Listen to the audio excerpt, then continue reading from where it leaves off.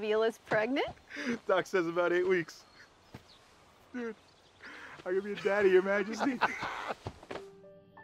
Hey guys, Kiwi here. In this video, I'll be breaking down and discussing the third sneak peek promo for Season 9, Episode 11 of The Walking Dead Bounty. And with that being said, major warning of spoilers for everything in the show up to Episode 9, 10, and let's jump right into this. So it starts out with the most wholesome thing I've seen in quite a while, Jerry telling Ezekiel and Carol that him and his significant other are having a child together.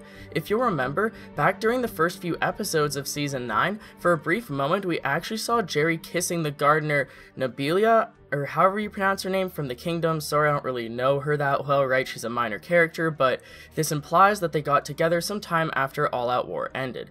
Now, Jerry is announcing that she's pregnant and they're expecting a kid together. So as Carol and Ezekiel congratulate Jerry, the people who they were waiting to meet up with finally arrive. We see Jesus riding in on a horse, swinging his sword, killing zombies on his way. That confirms it. This is a Jesus flashback to during the 6-year time skip.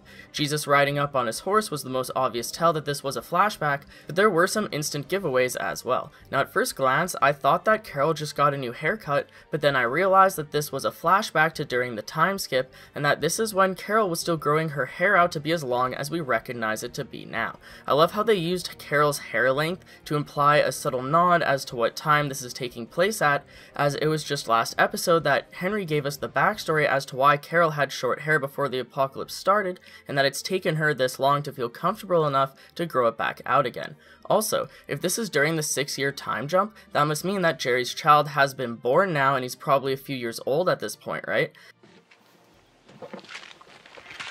We really appreciate this. Maggie wanted to thank you personally, but with people still sick. I'm just glad to hear the worst is past. Thanks to the kingdom.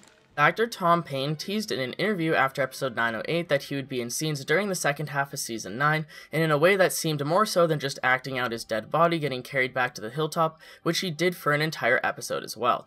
Now I'm not sure if the actor ever directly mentioned a flashback or if he just implied that we would see what Jesus was up to during the time skip, but regardless, here it is.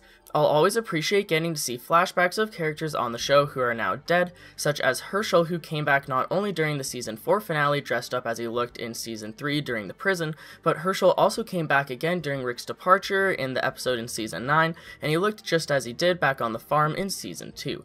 Many characters have done similar flashbacks, such as a main character during the first half of Fear the Walking Dead season 4, so I'm glad to see them taking the same route with Jesus as well. I hope that we see more time skip flashbacks during the rest of season 9, and that we see more of Jesus along with them doing more subtle things like what they did with Carol's hair to show how the time has passed. Also, a quick question, is this flashback the last time that the people from the kingdom ever saw Jesus alive before he ended up getting murdered to the Whispers? The communities don't meet often, and Jesus was always stuck at the hilltop, so even if this was a few years in the past, it's not totally impossible to think this was the last time that Carol, Ezekiel, and Jerry ever spoke with Jesus face to face. So anyways, Jesus shows up to make a trade with the kingdom, but the way that they're meeting makes it seem like a secret. Tara says that Michonne will be surprised to find out that Tara won't be going back home, as she took more supplies from Alexandria than their council was willing to spare. I suppose this acts as setup for why Tara moved to the hilltop to become Jesus' right-hand woman. Yeah, I kind of took off with more supplies than the council was willing to spare. I get why they think Alexandria couldn't do more, but we're family.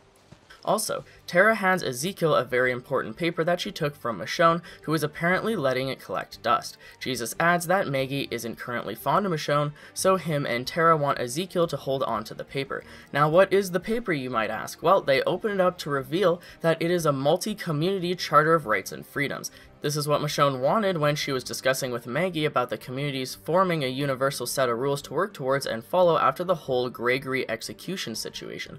It seems as though Michonne got as far as to writing up the entire official charter, and they got right down to where all the communities needed to sign it, but they never did.